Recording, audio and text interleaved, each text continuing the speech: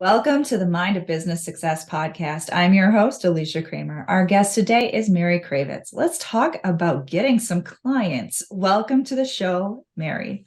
Thanks, Alicia. All right. So everybody wants and needs more clients. This is your area of focus, your specialization. Why don't we start by talking a little bit about your business and what you do and how you're helping people?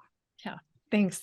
So my business is Simply Get Clients, where I'm a 12-year-old company. So my business is a tween, a little cranky. So that's good. But I focus on helping coaches and consultants get more clients. And I think the best way to describe it is I had a comment from someone this morning, someone who signed on as a client to figure out how they get more clients.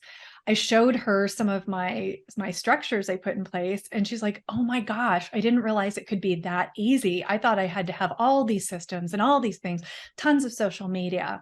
And the truth is, it's all about discovering what works for you based on your ideal client, your strengths, your values, your vision. I mean, it's very holistic, incorporating everything and then simplifying it, which sounds like it should be so easy, but with all the noise and confusion in the world, it's actually one of the hardest things to do. Everybody is indoctrinated into this belief that I don't know what I need to know yet. So I need more, I need this thing. Oh, this must be why I'm not as successful as I want to be. That person's really successful, so they must know what they're talking about. So I've got to make myself fit into that model, even if it feels absolutely wrong to me. It doesn't, let's start there, because the internet it's bittersweet, right? It's wonderful in so many ways. We are all connected. There is so much efficiency and so much knowledge available to us, literally at our fingertips. And yet it also, like you had mentioned, it's just, wow, it can be too much. It can take you in all sorts of wrong directions. And how do you even begin to clarify what your right path is when there's so many people saying, no, do it this way. Oh, no, don't do it that way. Do it this way. Yes. Yeah. If you want to drive yourself crazy, go ask 10 experts a single question, and you will get at least 5 different answers. And especially when you're starting a business, it can make you absolutely crazy. You can feel crazy. So if you feel crazy, that is actually a very normal reaction. That's like, if you're not feeling crazy, you're not paying attention, is what I think. So to find the right path, the first thing that I always recommend people do is they look at what's working. So don't look at what everybody else is doing or what everybody else says they're doing, or the part of the business you can see of other people's businesses, because that's not necessarily what's bringing them results. So in your own business, make a list of your clients and what did you do to get them? Just break it down to the most simple factors possible. What worked? And then from there, there's more steps, obviously, but from there, like I will tell you, coaches and consultants, their clients come from 2 sources, primarily 90% of them: referrals and speaking. So if you want to start with the industry like trends, no matter what you're seeing on Instagram, this is what the industry is doing worldwide, by the way: referrals and speaking. And then how do you create structures and systems around it so you're not always guessing, wondering, and worrying where your next client is coming from? I would be willing to say that for other service-based businesses, there is some crossover there. Referrals are obviously huge. We know that, and there are a lot of people who specialize just in that. Yeah. Now, you had also mentioned speaking, and while not every industry, lends itself ideal to speaking. When people get creative, it's not uncommon that you'll see people across all different industries having a lead, source in their business being some type of presentations or lunch and learns, or coming on podcasts or whatever. So it is relevant to a wide variety of businesses. I love what you had said about really simplifying, kind of dialing it down, bringing it back. And you also had said something that I want to go into, and this is going to probably piss off a couple of my other guests that I've had that really focus on content and social media. But, I've had this conversation with both clients and colleagues, and also from my own personal experience. Social media can be a tremendous time suck, and oftentimes can be a financial a financial drain as well, because there oftentimes is not a very good return on investment or return on energy investment from social media, and yet it's sort of a necessary evil. So I love to go into that, because you're helping your clients to really hone in on what is their right thing. It's not a one size fits all. It isn't. Where does social media fit in for the majority of your clients? Yeah. And social media and content, they're not evil. They really aren't. They are necessary. And what really makes the difference is, are you giving them the right job?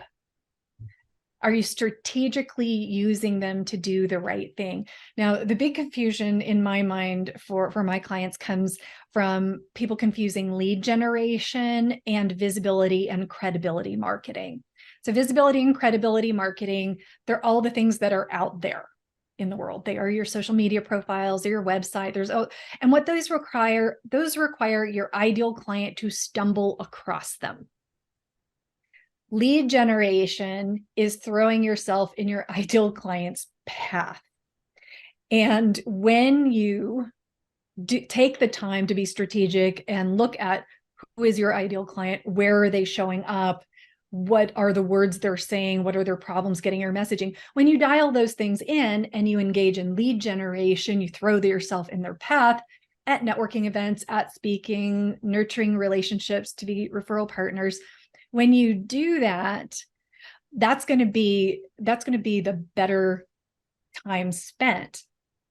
However, referrals are going to, what's the first thing, Alicia? I'm going to refer you to someone. What is the first thing that person is going to do? Oh yeah, you got to go check them out. You check them out online. And so all of the visibility and credibility stuff has to be credible, and it has to be uniform. You can't be a dog walker over here and a life coach over there and so forth. You have to have a very congruent presence, incredible presence. But that just means, most people, they're not going to hire one of my clients because they're an Instagram star or they do the best videos in TikTok. That's not what they're looking for. They're looking for credibility. And that means post a week on your chosen channels. A post once a week on your chosen channels.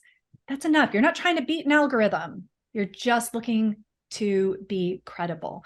So the job of social media, when it's a supporting role to build the relationships, to be credible out there in the cyber world, as long as it's doing that job and you're apportioning your time correctly to that, more to lead generation, not as much to the social media, then everything is in the right balance for most of my service-based clients. I love that. It's a really powerful clarification. So many people are so confused about social media, and a lot of people are teaching social media as a lead generation tactic, which I believe can work under certain circumstances. Absolutely. And the amount of content and email funnel automations drip system. I mean, the thing that has to be built out for that is tremendous, and it absolutely can work. And there are experts in the field that do that. And I know some of them, and they're terrific. It's just not where I'm going to invest the $20,000 that I have laying around. I'm just not going to do it. I think there's probably a lot of people who can relate to this conversation. It's almost heartbreaking how many people get the wrong start in their business, and then it becomes this sort of self-justifying, self-fulfilling prophecy of, see, I couldn't do it. I can't do it. I couldn't figure it out. I'm not good enough, especially when they're comparing themselves with these external appearances of success.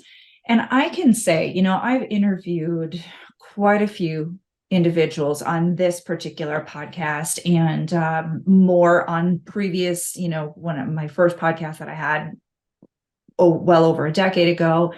All the colleagues that I've been in networking groups with and masterminds with and programs with and all of the things. And we're talking about basic fundamental principles, and so many people are just lost. They're so lost, and they're exhausted from tactics, and they're exhausted from failure. And if we could just simplify it. And when I don't work with too many newbie business owners anymore at this stage in my business. However, I can say that over the years when I have, especially when I was working more in the capacity of sort of business coaching with the mindset component, as opposed to focusing more exclusively on business mindset, having that talk with the new aspiring entrepreneur about, let's dial it down to the basics. Let's start with the foundation. I know that looks exciting. I know it sounds really cool. I remember the first ebook I bought for $97 back in early 2000 about how I was going to be this internet, I was going to be internet rich. And all I had to do was create a digital product, and it was going to sell millions of dollars. And I was like, that's it. I got this in the bag. Yeah, we've all done it. Yeah. Right. And business isn't typically like a one-hit wonder. You hope not. Especially if you want to have a sustainable business.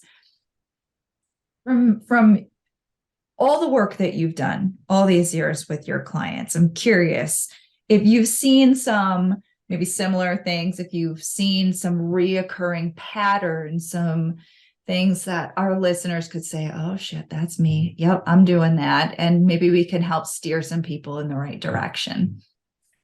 Yes. And one of them is based on something you said. You said people are going off in all these different directions with all of these tactics.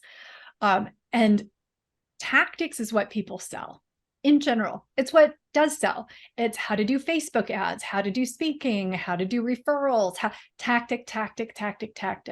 And what I think for newer business owners to embrace, and for experienced business owners to continue to reflect back on, is the underlying strategic elements that is your foundation. So if you're doing Facebook ads, but you haven't sorted out your ideal client, then you're not going to be able to target, and you're going to completely waste your money. If you haven't dialed in the messaging, what are the words that makes your ideal client say, that's me?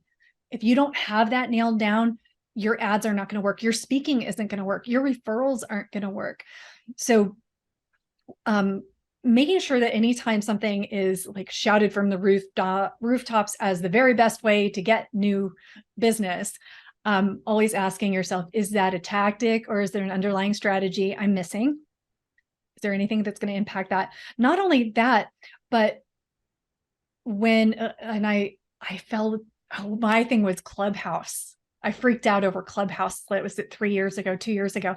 I was like, oh my God, I had to call up my coach. Am I missing the boat if I don't get on Clubhouse? And it's like, no, what you have is working. And here's the thing to remember is that whenever you hear something like a new channel, a new tactic, a new way to format your content, the question is, how are you going to attract people to it? How are you going? So don't go from, oh, well, I have the best idea. I know how I'm going to get clients. I'm going to start offering group programs. That's not lead generation. That's not going to be, that actually creates a bigger lead generation problem for you. So remember, this is the question I'm always asking people to ask themselves. And that is, if you're thinking about creating something awesome, you have to put exactly as much time into as you put into creating it, into how do you fill it. You have to have that nagging little voice. How am I going to fill it? How am I going to fill it? Because if you don't have that answer, then you are just creating more empty buckets. Been there, done that. Oh, yes. I've had the best ideas and I didn't do this. I mean, we've all done it. And I really believe in the earn while you learn method, which is you get out there and you do it messy, you do it imperfect. I will take a 50% perfection done and out there getting feedback from the world, maybe making a little money.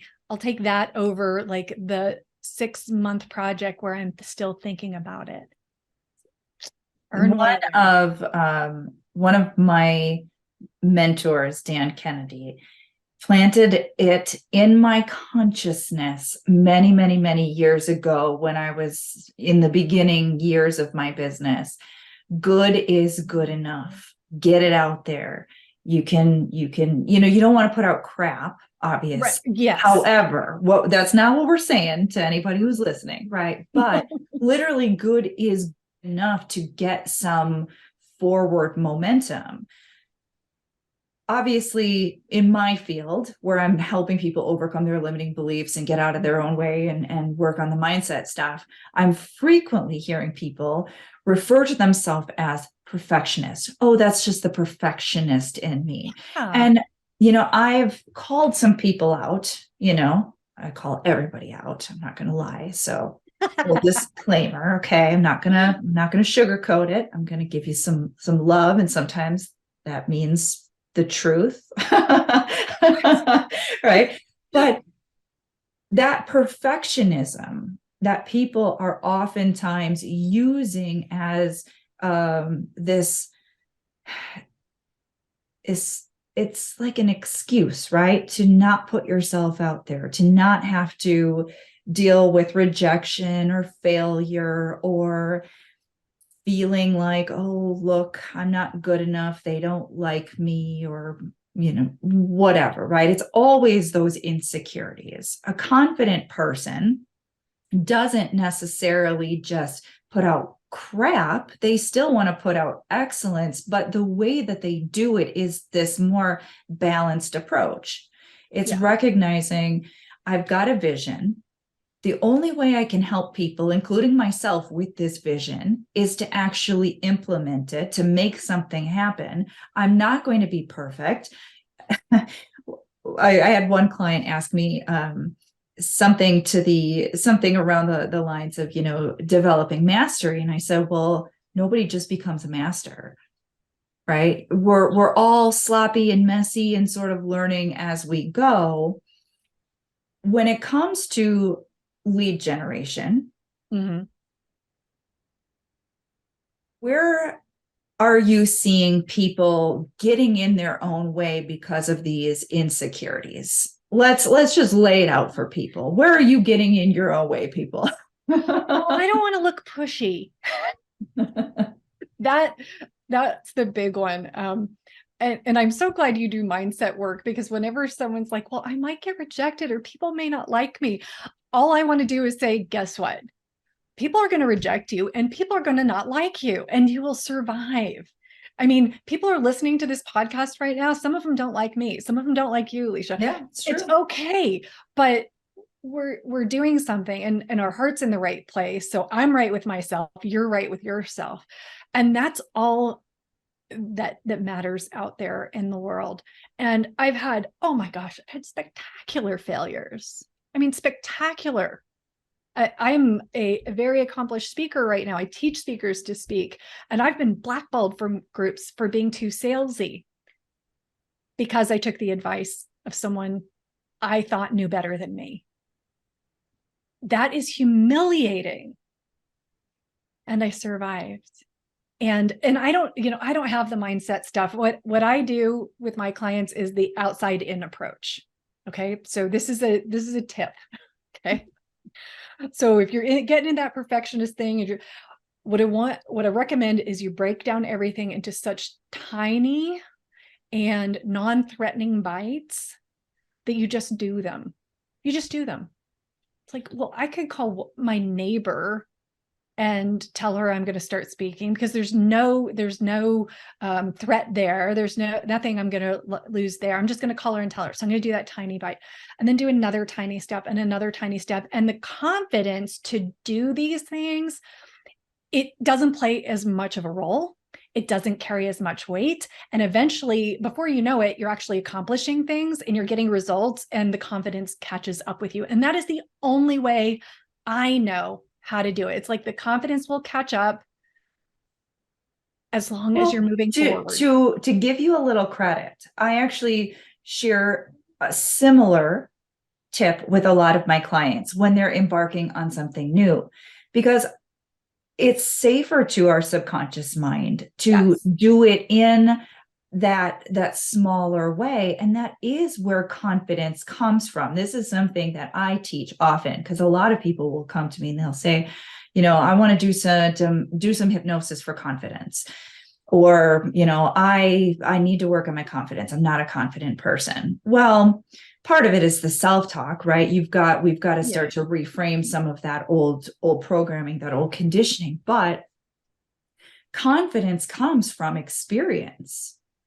Now, the problem is when you won't take any steps to start to build the confidence, then we use the mindset stuff to develop enough confidence to start taking the steps, but it's layering on, like what you just said.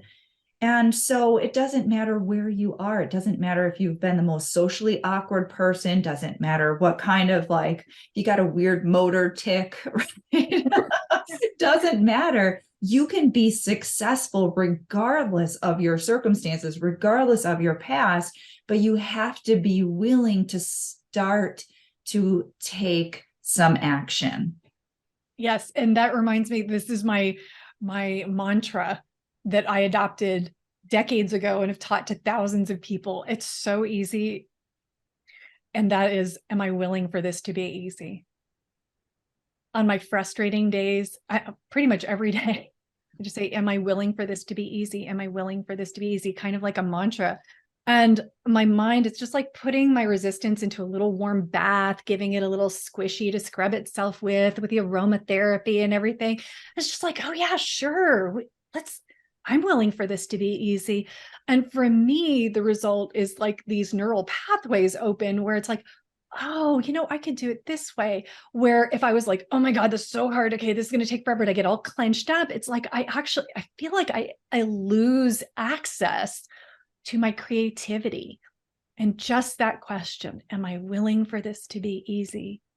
There's something about that it just feels like this tight little bud gets permission to blossom. I love that. A lot of people don't realize that when we're talking about mindset, the mind is a creative instrument. It also is the creator of our entire life. And what we think affects our emotions, and our emotions then determine our actions or inactions, whether we're defaulting to negative behaviors and tendencies or inaction as sort of a defense mechanism from our fears, doubts, anxieties, whatever. When you can find a way to reframe something in your own mind, I love having those little mantras like that, the things that just, it clicks for you. It changes your state. It softens your resistance. Now, I also, a lot of people who have listened to this podcast for a while, they know I have my master's degree in metaphysical science. I am all about, understanding universal laws and principles and how the interconnectedness, right? So then when we're talking about it from that universal perspective, understanding energy, well, what energy are you in when you are feeling anxious? You're not in a creative, receptive state, right? When do our best ideas flow to us? When we're open and expansive and lighthearted and easy. And yet, how many people are running their business thinking, oh, it's got to be hard, it's got to be a struggle, I got to grind it out, I got to hustle. And then they're wondering why they're exhausted and nothing is working very effectively and they're not creative and all this stuff. It's like, seriously, come on now. When do you have your most creative ideas? Is it when you're exhausted because you've been grinding so hard? When you're in struggle fight mode, or is it when you're allowing yourself to be more easy about it? Yeah, it's when you're in the shower. It's when you're in the shower. Yeah. Love it. So I want to just take a brief moment. I know we're getting low on time, but I'd love if you would be willing to share with us perhaps one mindset challenge that you've personally had to overcome in order to get to where you are today. So my whole business was built on a mindset shift that I had to have at the beginning of this business. So I had another business. I hated it. I was completely undervaluing myself. And one day I was like, that's it. I can't do it anymore. Stepping into kind of a business coach type of role before it evolved into what it is today. And I feel so fortunate that I had the awareness that I had this belief that you were either of service or you were getting paid. It was one or the other. And guess what? You're not going to, you're not going to go anywhere in business if these two things are saying you can either be of service or you can get paid. And that was the first thing I had to work through. And I worked with an NLP person, and it was luckily it was practically on the day I launched my business. I went in, I sat down with this professional, and ever since then, they've been able to peacefully coexist. And I've been able to see that I am built to make an impact. That is one of my top core values. So no matter what I do in this world, it is going to be with kindness, with grace, with impact. That's the way I'm built. If I deviate from that, I feel like I'm broken. I feel like I feel horrible. And so I just don't go there. And so if I am out there selling services of mine, it is with impact, it is of service, and they are in perfect alignment. And the only place where it gets weird is when I question my motives and question that. And it's like, I have a deep knowing of this, and I just have to trust that service and sales coexist peacefully. They are in alignment, and worrying about it is a waste of time. So good. All right, Mary, how can our listeners connect with you? The best thing to do is, especially because to address the whole fact that people are so overwhelmed with all of the things that are coming at them, the comparison, the tactics, the strategies, on my website, simplygetclients.com, on the homepage, there's a quick quiz or assessment where you answer, I think, 10 questions, and I give a very specific recommendation on where to focus your efforts so you can stop wondering and worrying about where your next client is coming from. Love it. And that's simplygetclients.com. Yes. Perfect.